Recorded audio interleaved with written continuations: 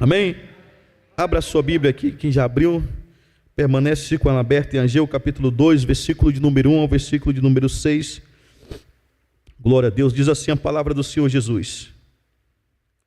No 7º mês, no 21º dia do mês, veio a palavra do Senhor por intermédio do profeta Ageu, dizendo: fala agora a Zorobabel, filho de Sealtiel, príncipe de Judá, e a Josué, filho de Josadaque, o sumo sacerdote, e ao restante do povo, dizendo: quem há entre vós que, tendo ficado, viu esta casa na sua primeira glória?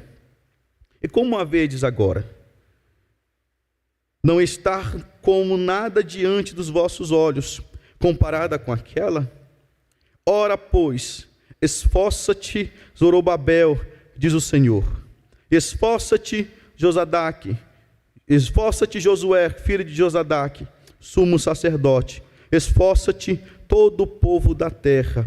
O Senhor, esforça-te, diz o Senhor, e trabalhai, porque eu sou convosco, diz o Senhor dos exércitos, e segundo a palavra da aliança que fiz convosco, quando saíste do Egito, o meu espírito permanece no meio de vós. Não temais, porque assim diz o Senhor dos exércitos: ainda uma vez, daqui a pouco, farei tremer os céus e a terra, o mar e a terra seca. Amém? Glória a Deus. Não quero orar mais aqui pela palavra, pela minha vida, pela pregação, porque já foi orado aqui anteriormente pelo servo do Senhor. Nós apenas levantamos o clamor aqui pelo Rio Grande do Sul. Eu gostaria de compartilhar com os irmãos essa palavra a qual o Senhor colocou no meu coração. Nós sabemos que o profeta Ageu vai estar clamando para a nação de Judá, a nação de Judá que havia retornado do cativeiro babilônico, a nação de Judá que havia ainda estado em ruínas, porque nós sabemos que a nação se dividiu em duas partes, a tribo do sul e a tribo do norte, por conta dos pecados do rei Salomão. E a Bíblia diz então que por conta dessa repartição, dessa separação, a tribo do sul ficou com Judá e Benjamim. A tribo do sul foi a tribo que mais buscou a presença de Deus, porque além dela vir da linhagem de Davi, ela permaneceu sempre lutando pela sua fidelidade a Deus. A Bíblia Sagrada nos diz que então a tribo do sul, Judá e Benjamim, foram invadidas pela Babilônia, enquanto as outras 10 tribos foram levadas em cativeiro, foram também levadas em cativeiro anteriormente, mas nunca retornaram até hoje. Eles não voltaram do cativeiro, apenas quem voltaram do cativeiro babilônico foi Judá e Benjamim. Quando eles retornaram do cativeiro, da prisão, quando eles retornaram ali da escravidão a qual estavam, eles pegaram a cidade de Judá devastada. Os muros haviam sido derrubados, a cidade havia sido toda arrebentada, o templo que servia para adoração a Deus havia sido saqueado, havia sido destruído, havia sido todo arrebentado. A Bíblia diz que eles retornam agora para a sua cidade. Só que quando eles retornam, eles têm que ter um trabalho múltiplo, porque eles precisavam reconstruir as suas casas, reconstruir a cidade, edificar plantações para que pudesse sobreviver. O trabalho não era pouco, mas a Bíblia diz então que eles começam a fazer a obra. Só que não voltaram apenas os remanescentes, voltaram do cativeiro também pessoas que tinham participado antes da derrota de Israel, participaram e viram a construção do primeiro templo, participaram e viram a glória do templo que havia sido edificado pelo rei Salomão. E a Bíblia diz agora que quando eles retornam com um todo emocional em cima, alegre, porque Deus havia permitido com que eles voltassem do cativeiro para a sua terra. Afinal, o juízo de Deus cessou, a misericórdia de Deus chegou. Agora é a hora do nova vida, do novo recomeço. O Deus das novas alianças teve misericórdia de nós e refez a aliança, e permitiu mais uma vez com que nós pudéssemos agora reedificar novamente, construir, ter a nossa família, a nossa liberdade. Quando eles estão pensando nisso, quando eles estão pensando em reconstruir a cidade, reconstruir o templo, reconstruir os muros da cidade, a Bíblia diz que os anciões começam a falar: não temos condições de edificar a casa de Deus, Robson, não temos condições, porque o primeiro templo foi edificado pelo rei Salomão. O primeiro templo, quando Salomão assumiu o trono, Davi vai deixar quase 11 bilhões em ouro para que Salomão pudesse edificar. Mas só que Salomão, além de ter o ouro que Davi deu, Salomão era o rei, era o monarca. No ditado popular baiano, era o manda-chuva da nação de Israel. Então ele tinha dinheiro, tinha autoridade para isso, tinha um exército ao seu redor para que pudesse guardar tudo isso. Então Salomão vai fazer dobradiça de ouro, vai ornamentar o templo por dentro com ouro, vai fazer um templo bonito, um templo bem magnífico, para quem olhasse para o templo, vesse a beleza, o poder e a glória de Deus, através da beleza, através do formato do templo. Quem olhava para aquele templo falava: verdadeiramente o Deus de Israel é um Deus poderoso, verdadeiramente o Deus de Israel é um Deus rico, é um Deus que enriqueceu, que deixou o povo dele bastado. Afinal de contas, olha o templo, o ornamento do templo, a glória do templo, a riqueza do templo, tudo banhado a ouro, a prata, a maçaneta de porta, dobradiça, tudo bem feito, banhado com ouro. Mas a Bíblia diz que Nabucodonosor arrancou tudo, tirou tudo, deixou apenas a ruína. Quando os jovens estão começando a trabalhar, quando os jovens estão começando a edificar, quando os jovens estão começando a se movimentar, afinal eles não participaram. Aí quando eles estão começando, chegam os mais velhos e falam: nós não temos condições, não tem rei, o templo está todo quebrado, os muros ainda não foram construídos, vamos ser saqueados facilmente, vamos ser roubados facilmente, não temos condições de construir, não temos poder financeiro para construir. Afinal, a sociedade, o povo de Judá está todo quebrado financeiramente, o povo não tem condições financeiras. Aquele templo era formado de ouro, aquele templo teve arquiteto, não se ouviu nenhum barulho de um martelo quando Salomão estava construindo o templo, de tamanha reverência, de tamanho cuidado que Salomão tinha. Agora o templo está sendo reerguido por camponeses, pessoas simples, não tinha engenheiro, não tinha grandes somas financeiras, era apenas a força de vontade. E aí os mais velhos desanimou, e o desânimo dos mais velhos, porque eles olhavam para o templo passado e falavam: esse não é comparado com aquele, a glória de Deus não vai estar nesse. A Bíblia diz que Deus levanta o profeta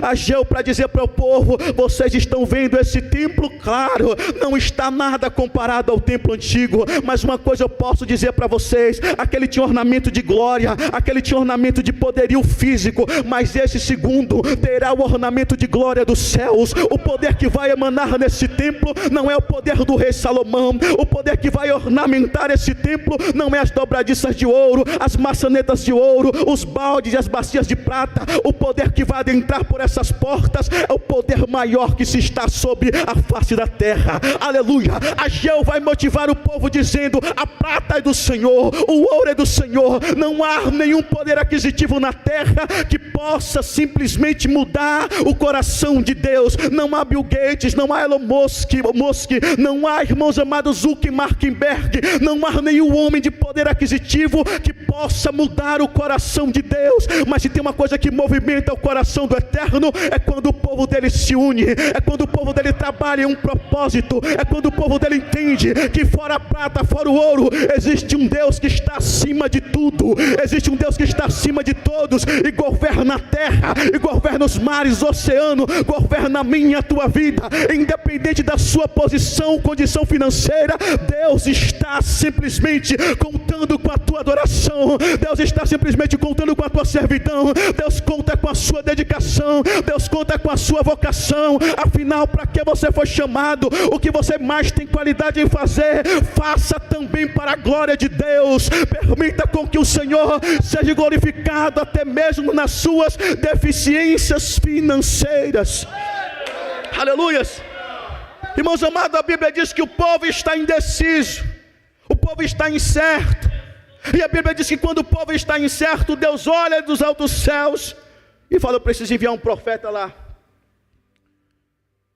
Meu servo Ageu, vai lá, diz ao povo que eu sou com eles. Diz ao povo que não é pela beleza do templo, não é a beleza exterior que me convence, é a beleza interior. E sabe uma coisa que entristece o coração de Deus?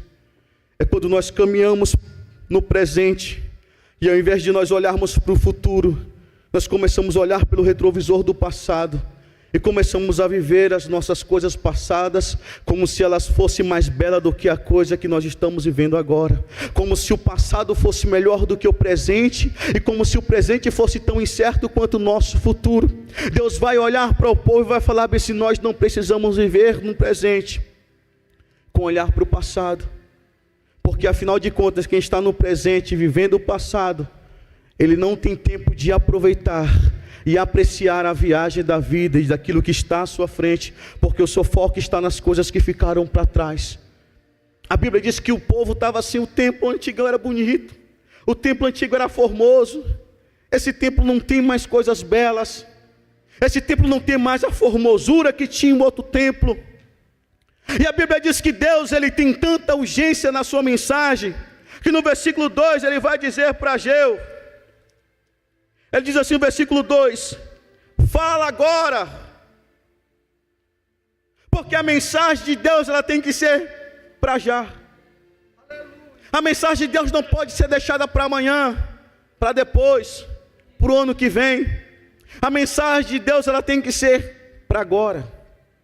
Nós não podemos se dar ao luxo de deixar com que as coisas de Deus sejam feitas em segundo plano, sejam feitas depois. Nós não podemos deixar com que a obra de Deus seja feita amanhã. Nós precisamos fazer a obra de Deus agora. Quando nós entendemos, irmãos amados, que a obra de Deus tem que ser feita agora, nós entendemos a importância do chamado de Deus nas nossas vidas. E nós podemos ver aqui que em João capítulo 16, versículo 22, Jesus vai falar a respeito disso. Jesus vai dizer assim, ó, assim também vós agora, na verdade, tende tristeza, mas outra vez vos verei, e o vosso coração se alegrará, e a vossa alegria ninguém vô-la tomará. Ou seja, o agora de Deus precisa ser executado nas nossas vidas. Nós precisamos entender que o agora de Deus precisa ser exato nas nossas vidas. E nós vamos observar aqui em Efésios 5, versículo 8 também, que o apóstolo Paulo vai dizer que no outro tempo nós éramos trevas. Efésios 5, versículo 8, porque no outro tempo nós éramos trevas, mas agora nós somos luz. Ou seja, o apóstolo Paulo quer dizer para a igreja de Éfeso, que em outro tempo eles eram trevas, mas agora nós somos luz. Isso importa dizer que o agora do Senhor precisa ser em todas as áreas da nossa vida. Amanhã eu mudo, amanhã eu faço, amanhã eu tento. Nós precisamos começar agora. Por mais simples que seja a obra que nós vamos fazer, ela precisa começar agora. Aleluia. A Bíblia diz que quando Neemias, ele ouviu do seu irmão como estava a cidade de Judá, quando os muros estavam derrubados, a Bíblia diz que no mesmo momento o coração dele se entristeceu, e a partir daquele momento ele começou a orar a Deus, buscando direção dos céus. Sabe uma coisa, irmãos amados, que nos impede muito de avançar nas coisas de Deus, é que nós sempre deixamos para amanhã, sempre deixamos para mais tarde, sempre deixamos para depois, sempre deixamos para um outro horário, e sempre vai ficando para depois, para depois e para depois. Mas quando nós começamos a colocar as coisas de Deus agora, nós passamos a tratar a obra de Deus com urgência, e entendemos que o Deus de agora, o Deus de já, é o mesmo Deus que pode curar o enfermo agora, é o mesmo Deus que pode salvar alguém agora, é o mesmo Deus que pode mudar a minha vida agora, é o mesmo Deus que pode abrir as portas que estavam fechadas agora, é o mesmo Deus que pode mudar. A Bíblia diz, irmãos amados, que quando o centurião ele vai até Jesus, pedindo para que Jesus pudesse curar o seu servo, a Bíblia diz que Jesus fala, eu vou lá. Ele fala, não precisa, basta uma palavra do Senhor. E a Bíblia diz que Jesus então lança a palavra sobre aquele servo, e quando ele chega, O servo dele está curado, e ele vai e pergunta aos seus conservos e fala: a que horas foi que ele foi curado? Os servos falaram: foi a tal e tal hora. E ele lembrou que foi o mesmo horário que ele estava falando com Jesus. Ou seja, o agir de Deus na minha e na tua vida é para agora, é para já, é para hoje. Irmãos, Deus não é Deus que trabalha por momentos. Deus não é um Deus que trabalha para estação. Os céus não estão fechados sábado e domingo. O céu não fecha para balanço. Os céus não fecha para mudança de turno. O céu sempre estará aberto para a oração e para o clamor da igreja do Senhor. Ah, meu irmão, a resposta de Deus pode ser já, pode ser agora. Nós só precisamos entender e ouvir e praticar a palavra do Senhor. A Bíblia diz que Deus fala então para Ageu, fala: Ageu, é agora, vai lá e fala para o meu povo. E a Bíblia diz então que Deus manda Ageu falar com Zorobabel. A primeira mensagem seria dirigida para Zorobabel, a segunda mensagem seria dirigida para Josué, e a terceira mensagem seria dirigida para o povo. Porque Deus, Ele sempre vai velar pelo princípio de obediência, pelo princípio de autoridade. Deus vai falar com o líder do povo, o líder geral, Zorobabel. Deus vai falar com o líder espiritual, Josué, filho de Josadaque. E Deus depois vai falar com o povo. Deus não inverte os valores. Deus não vai jamais falar com o povo antes de falar com o líder. Deus não vai falar com o líder Deus não vai falar com a igreja antes de falar com o líder espiritual. Então Deus vela pela sua palavra para cumprir.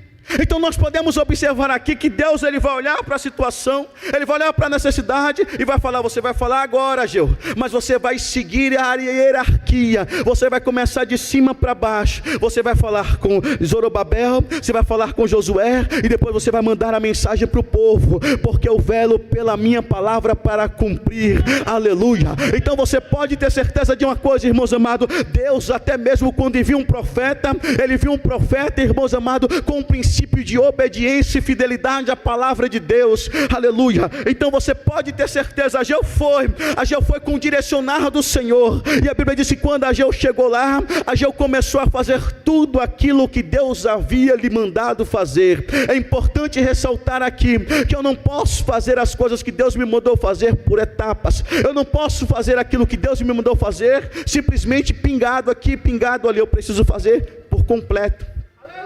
Há um conjunto de coisas, porque Ageu não podia simplesmente levar uma mensagem para o povo e animar o povo, sem que a mensagem chegasse primeiro para os líderes. A mensagem de Deus, ela tinha que ter todo um conjunto, porque Deus sempre trabalha na união. Então Deus, vendo na sua onisciência que precisava seguir a hierarquia, Ele vai dizer para Ageu: segue a escada, fala para Zorobabel, fala para Josué e fala para o povo. Porque, irmãos, quando o povo está desanimado, e vocês são testemunhas disso, quantas vezes você talvez vem no culto meio desanimado, meio cansado, frustrado com as coisas da vida, e aí você chega aqui e de repente você está cabisbaixo, está desanimado, e no culto você fica lutando ali, buscando de Deus um renovo, uma restauração. Aí daqui a pouco o pastor Carlos vai e prega uma mensagem poderosa de Deus. Aí vem aquele bálsamo de ânimo, de renovo, de refrigério, e você sai daqui renovado. Você sai daqui mais confiante, mais convicto, sai mais alegre, sai fortalecido pela palavra de Deus. Só que aqui não era o povo só que estava desanimado. Aqui não era apenas o líder do povo que estava desanimado, estava todo mundo desanimado. E o que me chama a atenção é que desde o profeta, desde o sacerdote, desde o líder do povo, desde o sacerdote, até o povo, a multidão, estava todo mundo desanimado. Só que quando está todo mundo desanimado, irmãos, quando o líder desanima também, quem vai animar o líder? A Bíblia diz que Deus olha dos céus e Deus anima. Sabe por quê, Felipe? Porque quando nós desanimamos, Deus usa alguém para nos animar. Mas quando os líderes desanimam, Deus manda um profeta para animar ele, para dizer: a minha obra precisa ser executada. Aleluia, eu louvo a Deus, irmãos, porque Deus nunca desampara os nossos. Aleluia, quando Deus manda a bênção vai se estendendo de cima para baixo. E uma coisa é verdade: ninguém fica sem ser abençoado quando fazemos parte do corpo de Cristo. Aleluia, Deus vai animar, aleluia, Zorobabel, Deus vai animar Josué, e Deus vai animar o povo dizendo: eu quero a minha casa edificada para a minha glória. Aleluia, eu quero essa casa edificada. E a Bíblia diz que quando Ageu lança essa palavra profética, o povo se anima, o povo se alegra, o povo se exalta, porque entende que quando Deus manda uma palavra, Ele vai velar pela sua palavra. E por mais que aparentemente nós não tínhamos condições nenhuma, as possibilidades começam a vir. Irmão, chama alguém desanimado para fazer alguma coisa. É um monte de impossibilidade, irmão. Embora eu seja baiano de natureza, mas eu acho que tem algum fio trocado. Eu não sei se foi trocado o fio do estado, ou porque eu sou um baiano meio agoniado, sabe? Eu não consigo ficar, e eu sou assim: vamos fazer tal coisa? Ah, não vamos, então tá bom, vou sozinho. Porque se tem uma coisa difícil e ruim, irmão, eu prefiro trabalhar sozinho do que estar com alguém desanimado, me desanimando. Porque, irmão, dá uma preguiça, dá sono, dá canseira. Pega alguém desanimado, alguém que está com preguiça, abrindo a boca toda hora, daqui a pouco está assim: Jesus, que sono. Parece que essa praga pega. É sério, irmão. Se tiver com alguém desanimado, sei lá, você desanima. Só que o pior do que o desânimo é que a sua mente não funciona bem. Você não consegue arquitetar projeto, planos, você não consegue edificar nada, você não consegue ter um pensamento positivo, você não consegue ver nada a não ser simplesmente fechar os olhos e relaxar.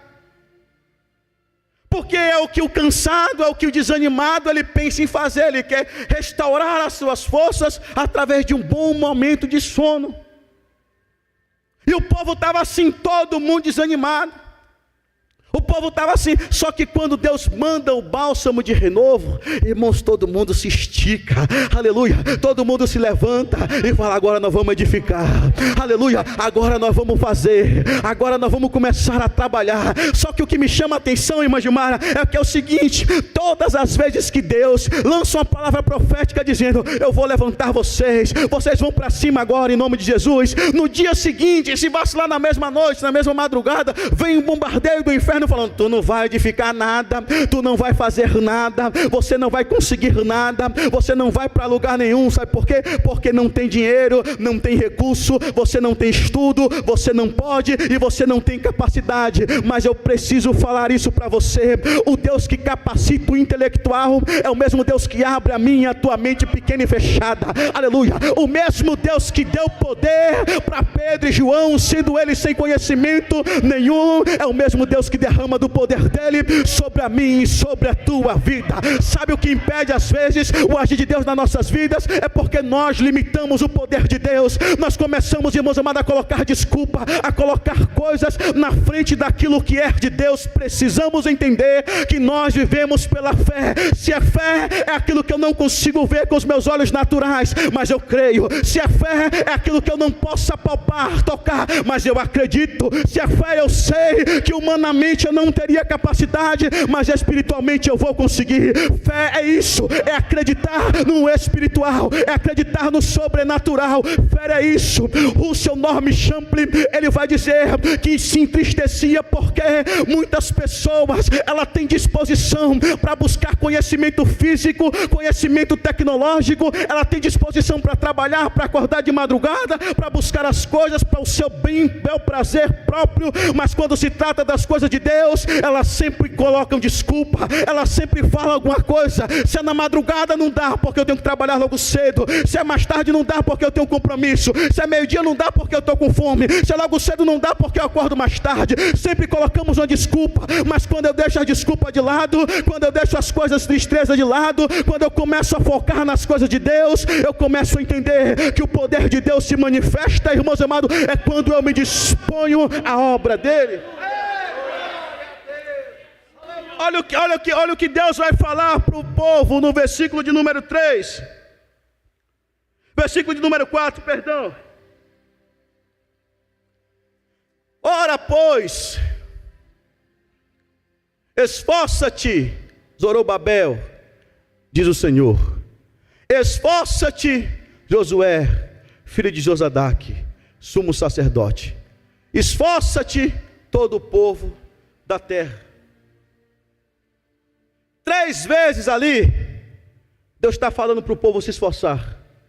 Se esforça o líder, se esforça o líder espiritual, Josué, o sumo sacerdote, e se esforça o povo.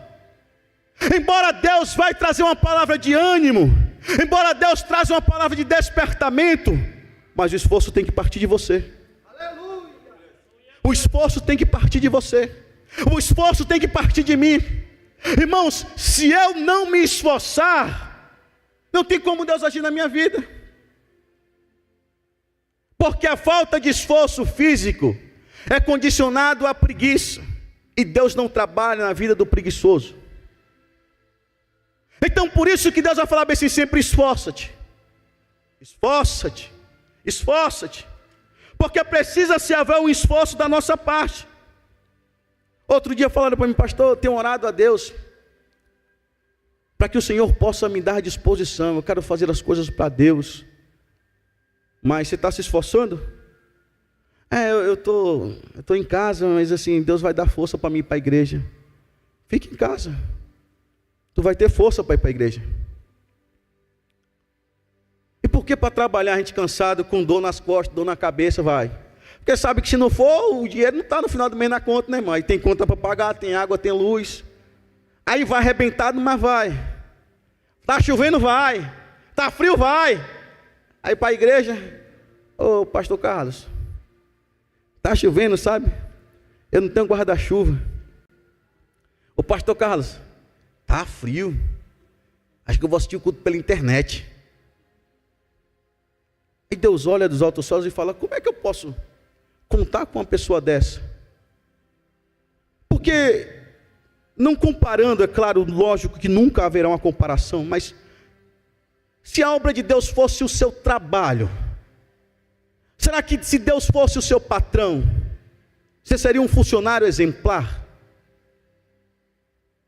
Será que você seria um funcionário que o patrão satisfeito ia falar assim: eu vou dar até um dinheiro a mais, porque o irmão Wellington é um funcionário exemplar?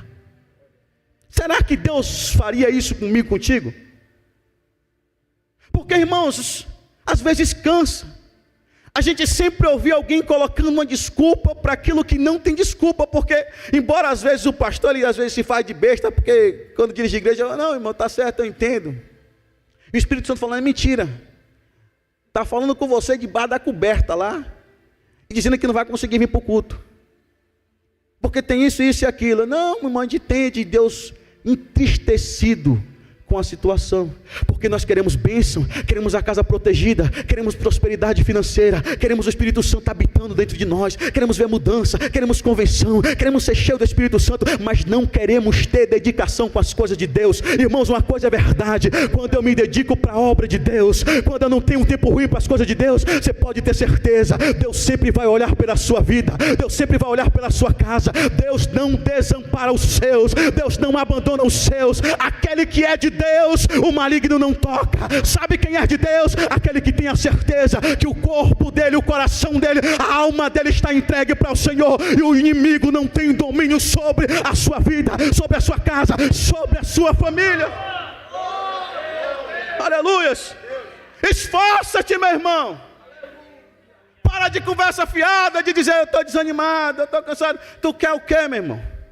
Todos os dias, todos os cultos, até mesmo na escola bíblica, irmãos amados, você pode sentar aqui no culto de segunda-feira de EB, você vai ser edificado, você não vai sair daqui de mão banana, irmão. Tem uma palavra de Deus para a sua vida, o Espírito Santo renova as suas forças. Aí nós saímos daqui com as forças renovadas, mas nós jogamos tudo no ralo do lixo, porque nós não estamos colocando em prática o que nós temos aprendido. Pastor, mas onde é que eu acho isso no versículo? Está aqui, vamos continuar, versículo 4, não tira da tela não, em nome de Jesus. Diz assim, ora Zorobabel, ora pois esforça-te Zorobabel, diz o Senhor, esforça-te Josadaque, Josué, filho de Josadaque, sumo sacerdote, os três esforça-te, e todo o povo da terra, diz o Senhor, para se esforçar, amém? Aí depois o Senhor diz o quê? E trabalhai, porque eu sou convosco, diz o Senhor. Então não basta só ter o esforço, pastor, mas eu me esforço para vir para os cultos, pastor, mas eu me esforço para ler a Bíblia, pastor, mas eu me esforço para orar, pastor, é um esforço contínuo. Eu sei que é esforço, eu sei que nem todas as vezes que a gente vem para o culto, a gente vem empolgado para vir para o culto, nem todas as vezes que a gente vai orar, a gente está animado para orar, porque tem orações que são orações de batalha, de guerra, e essas orações que são batalhas e são de guerra, a gente vai orar e a desistência batendo na nossa mente, a gente tentando orar e a desistência batendo na nossa mente, e fica um conflito ali. Só que o Senhor vai dizer que, além de que eu tenho que me esforçar, porque eu não posso falar bem assim, mas se o pastor Carlos Renato estivesse se esforçando, é obrigação dele se esforçar para que a igreja se esforce. Ali vai estar para o líder físico, para o governo físico, vai estar para o líder espiritual e vai estar para o povo. Todo mundo tem que estar animado para Deus. Aí ele vai dizer, agora trabalhai. O trabalho ali é simplesmente a demonstração prática do meu esforço. Porque não adianta eu estar me esforçando para vir para a igreja, eu estar me esforçando para vir para os cultos, mas não tem nenhum trabalho. Não adianta nada, irmãos, é trabalhoso. Eu preciso laborear, eu preciso não somente me esforçar, eu preciso fazer alguma coisa para a casa de Deus. Não é possível, eu não posso acreditar, irmãos, que eu sendo servo de Deus, eu não trabalho nem que seja na oração por uma família, na oração pelo meu vizinho que talvez seja atribulado. Não é possível que eu não consiga trabalhar, irmãos amados, mandando um versículo bíblico para alguém. Não é possível que eu não consiga trabalhar convidando alguém para vir para a casa do Senhor. Não é possível, eu não consigo acreditar alguém dizer que é salvo pelo sangue de Cristo, mas que não faz nada, não trabalha em nada, simplesmente fica observando a situação. Eu não posso acreditar, irmãos. Nós sabemos e vemos aqui que quando Deus vai chamar Ageu para dizer para o povo, a palavra de ânimo veio, mas o despertamento também veio, mas só que o povo teria que ter as seguintes atitudes: o povo precisava se esforçar e o povo precisava trabalhar. Aleluia. Não é isso que o Indarpa fala? Trabalhai e orai na seara e na vinha do Senhor Jesus. Trabalhai e orai. Irmão, quando eu não trabalhava, era um mar de rosa, mas eu sempre reclamava porque eu queria comer alguma coisa e não tinha. Aí eu reclamava de outra coisa, Quando você trabalha, irmão, você chega em casa às vezes tão cansado que se tiver alguma coisa para comer, pode ser farinha com açúcar. Você come só para não ficar com fome e vai dormir. Quando nós trabalhamos para a casa de Deus, nós vamos se dedicar tanto às coisas de Deus, que nós não vamos ter tempo de reclamar. O pastor Benigno costumava dizer nas suas mensagens, que quando você vê alguém reclamando demais da igreja, sai de perto, porque é alguém que não ora e alguém que não faz nada. Porque quem faz sabe o trabalho que dá para fazer. Pega uma casa, porque alguém olha e fala, a parede está torta, o muro não ficou muito bom. Bate massa no sol, puxa a linha, pega bloco, aí você vai ver como que é difícil fazer. Às vezes nós criticamos e reclamamos o que nós mesmos não temos a capacidade de ajudar a fazer.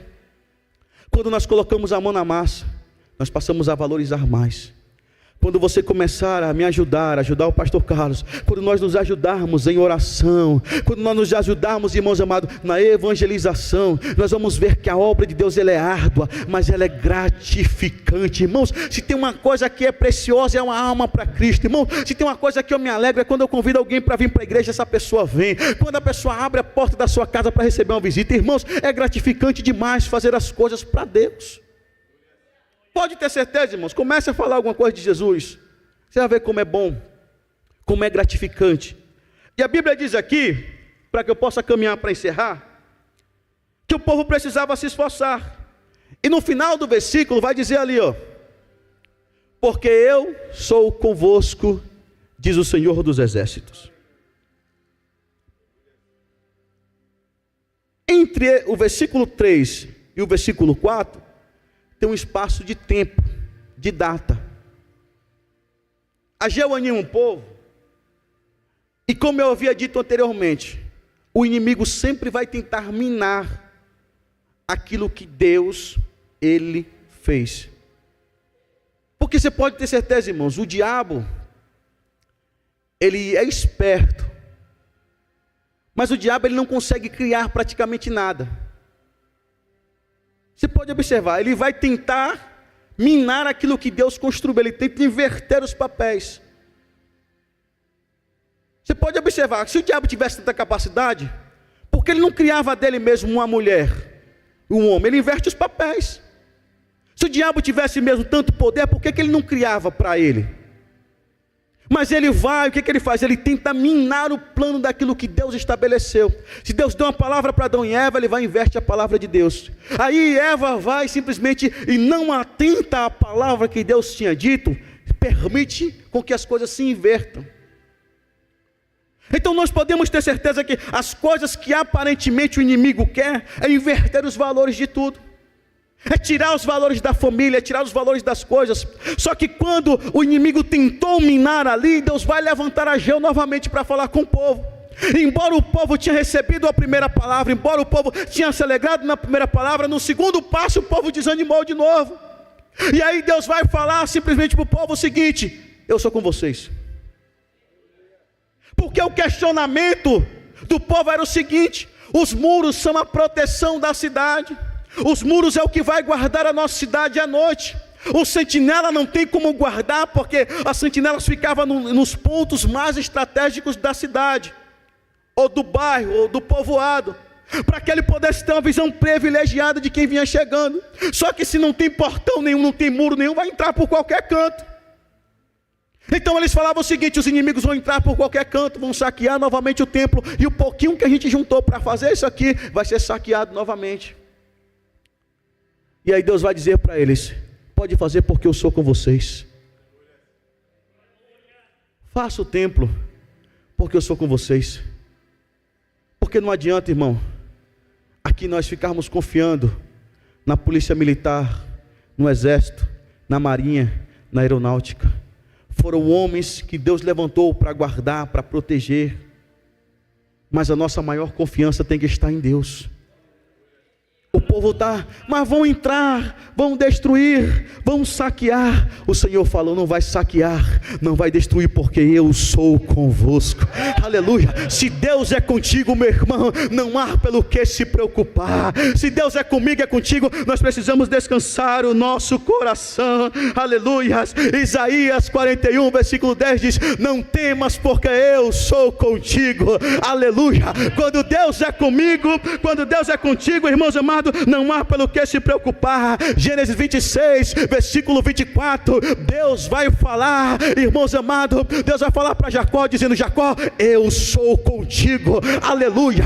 Assim diz lá o versículo: e apareceu-lhe o Senhor naquela mesma noite e disse: eu sou Deus de Abraão teu pai, não temas, porque eu sou contigo. Aleluia. Abençoar-te-ei e multiplicarei a sua descendência por amor de Abraão meu servo. Aleluia. A Bíblia diz que Jacó estava no deserto, Jacó estava fugindo, solitário, sem a proteção de papai, sem a proteção de mamãe, sem a guarda que sempre estava com ele, estava fugindo, e Deus vai falar assim para ele: eu sou contigo. Aleluia. Se Deus é contigo, meu irmão, se Deus é contigo, minha irmã, não há pelo que temer, não há pelo que se preocupar. O importante é quando Deus está comigo. Gênesis 28:15. Porque se Deus é comigo, Robson, a vitória já está certa. Bruno, se Deus está comigo, pronto. Não, a gente vai ali, só que aquele caminho ali é um caminho meio ermo. Ali costuma ter assalto, ali costuma ter bandidagem, ali costuma ter perigos. E agora? Eu espero uma viatura passar, eu espero um carro passar para mim correndo do lado do carro. Como é que eu faço? Quando eu tenho certeza que Deus está comigo, eu não temerei aquele que pode tocar a minha carne, porque Deus está comigo. David Livingstone, um dos missionários na África, desbravadores da África, ele saía desbravando a África, irmãos, enfrentou tempestades, enfrentou enfermidades, enfrentou lutas. E a biografia dele diz, tem até um livro a respeito disso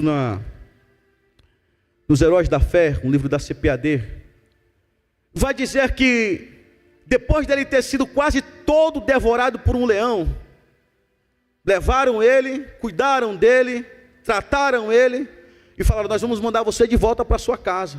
Ele falou: não, eu preciso continuar evangelizando a África. E eles falaram: mas quase ninguém quer ir com você, por que você insiste tanto em continuar nessa viagem missionária? Ele falou: a certeza que Deus está comigo já é o suficiente.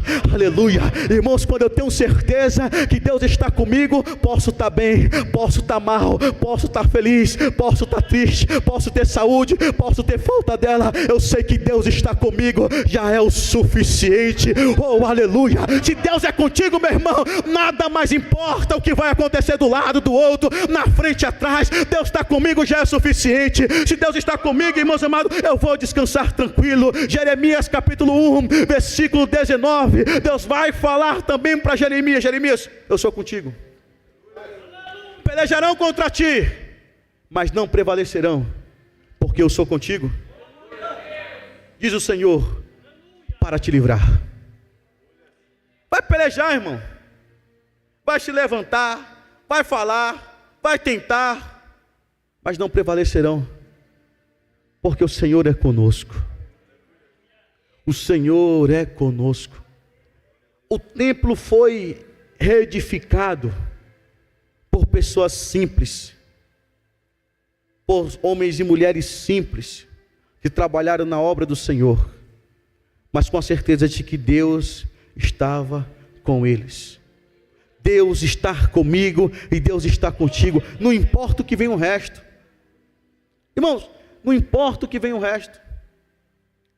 Eu não posso jamais me dar o luxo de travar em meio a alguma situação, de achar que por falta da minha defesa eu vou perecer. Tem duas coisas que abalam a minha estrutura: voar. Voar, irmão, no meu conceito de baiano bruto, ou ser brabo, no meu conceito, voar é para passarinho. Eu não gosto de altura. Se eu tiver que subir aqui no telhado, eu vou louvando o tempo todo, falando: Senhor, com tua mão segura bem a minha. Porque, irmão, eu não gosto de altura. Não gosto. E nem o mar. Quando o mar, o denso mar, quando sai da areia da praia, lá você não vê mais nada, porque o balanço das maretas, das ondas, elas não quebram, mas o balanço dela é quase 10, 15 metros. Então quando você sobe aqui, tem outra que está subindo lá, você não consegue ver nada, só balança. E eu não tenho domínio sobre aquilo ali. Não há a mesma coisa. Toda vez que eu tenho que voar, eu vou orando o tempo todo, falo: Senhor, aqui eu vejo claramente a tua mão me guardar, porque se esse troço cai daqui, eu já vou morrer aqui em cima mesmo, porque eu estou com medo. Então, Senhor, se o Senhor não me guardar aqui, nada mais vai me guardar. Então vou orando o tempo todo, porque, irmãos, embora nós pregamos, embora talvez você canta, mas você tem suas fragilidades, e as nossas fragilidades precisam ser confiadas nas mãos do Senhor, e nós precisamos na nossa fragilidade entender: Deus está contigo, Deus está comigo, Deus está conosco. Salmo 127, se o Senhor não guardar a casa, em vão vigia o sentinela. De nada vai valer a tua saúde, o teu conforto, o teu carro blindado, a tua proteção, se Deus não guardar a tua vida. Meu irmão, você pode ter certeza de uma coisa: a tua entrada, a tua saída, o teu ir, o teu levantar, o teu deitar, o teu levantar, é o Senhor quem guarda, é o Senhor quem protege, é o Senhor quem cuida, é o Senhor quem guarda. Aleluia. A minha, a tua vida está nas mãos do Senhor. A certeza que nós vamos avançar é porque Deus é comigo, Deus é contigo, Deus é conosco. Aleluias. Então, irmãos, Deus é comigo, Deus é contigo, Deus é conosco, já era. Não precisa mais nada. Aí às vezes nós estamos querendo tanta coisa, se esquecemos das coisas mais simples. Eu sou contigo, diz o Senhor. Versículo de número 5, e aqui eu encerro. Diz assim: segundo a palavra da aliança que fiz convosco, quando saíste do Egito, o meu espírito permanece no meio de vós. Não temais. Não temais. Irmão Valdeci, não temais. Missionária, mãe do pastor, não tema. Não temais.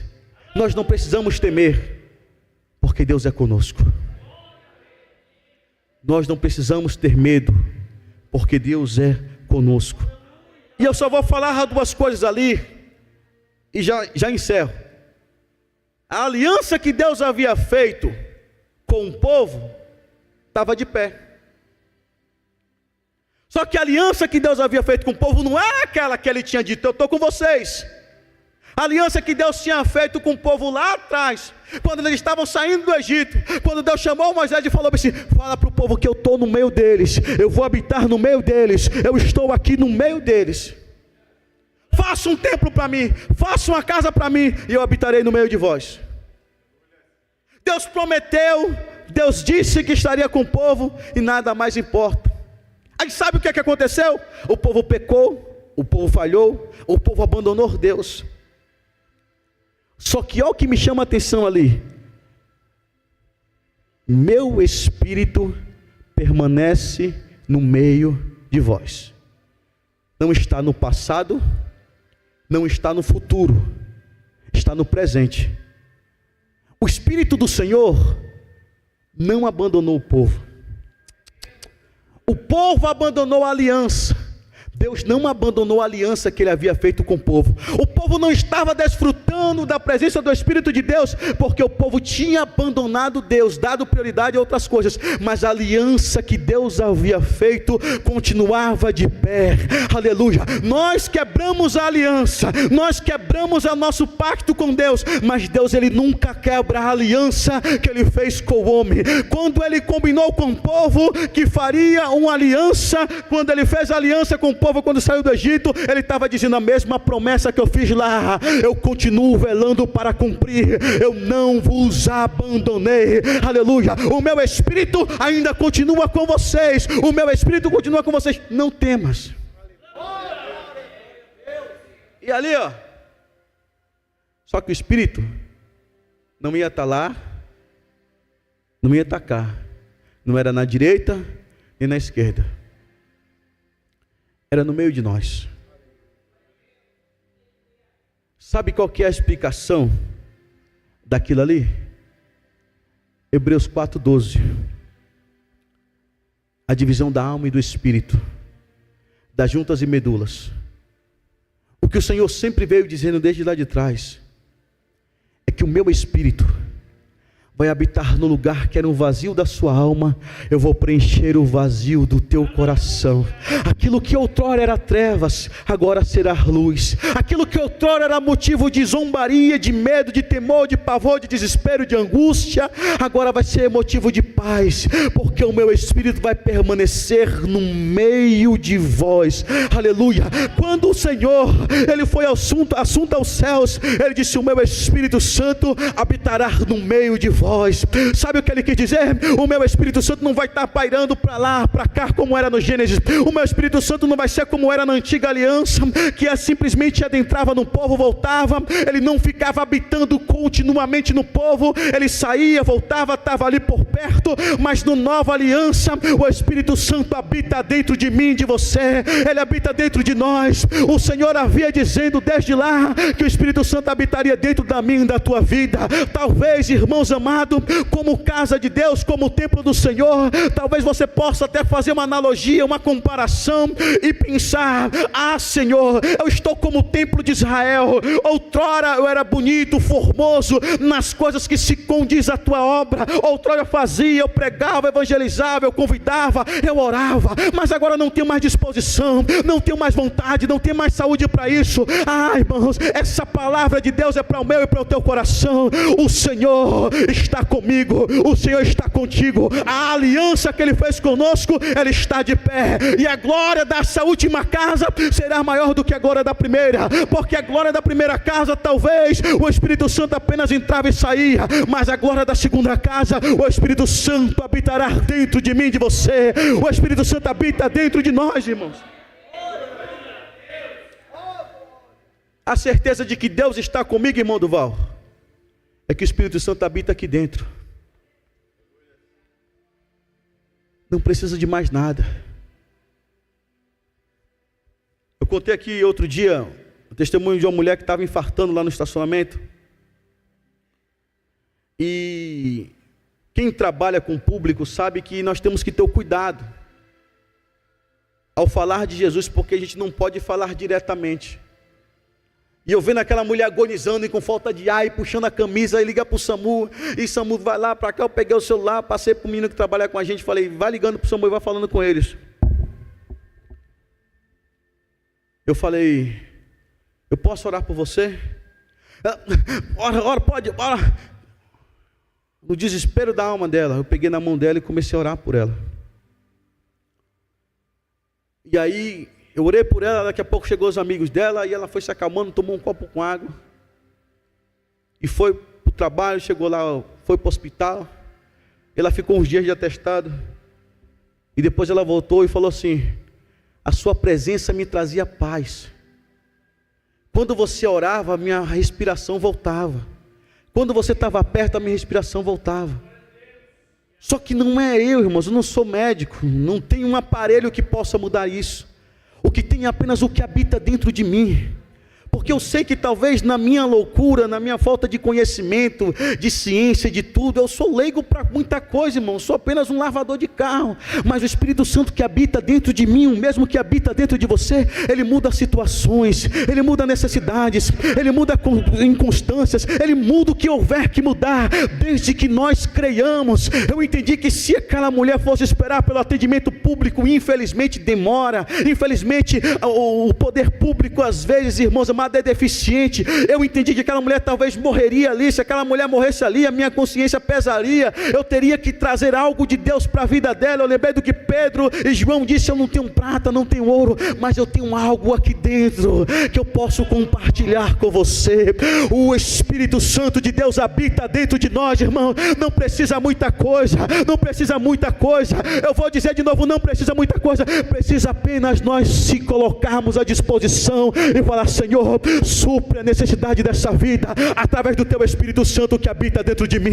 Eu tenho certeza, meu irmão, minha irmã, que você não vai ser talvez um doutor, mas você vai ser alguém que leva a luz por onde você passa, que leva paz por onde você passa, que leva esperança para onde você passa. A diferença não está na eloquência, no conhecimento, a diferença está na presença do Espírito Santo. O maior poder que tem na face da terra não é o poder da bomba de hidrogênio, não é o poder dos magnatas que tem, não é o poder de alguém armado. O maior poder da face da terra é o poder do Espírito Santo, que move tudo, move todos, que tem todo o domínio. Irmãos, o que é de uma bomba de hidrogênio comparado ao poder do Espírito Santo, que move céus e terra? Não há nada que seja equivalente, que se compare ao poder do Espírito Santo. Você tem muito mais, irmãos amados, do que um dedo para apertar numa bomba de hidrogênio, numa bomba, irmãos amados, de gás lacrimogênio. Você tem muito mais poder. Você tem uma bomba que pode explodir no meio das trevas e dissipar todo o mal.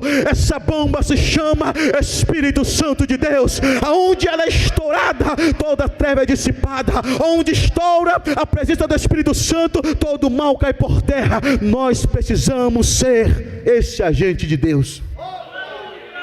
Aquilo que outrora parecia impossibilidade, através de uma palavra profética, se tornou possibilidade, e se tornou reconstrução e conclusão.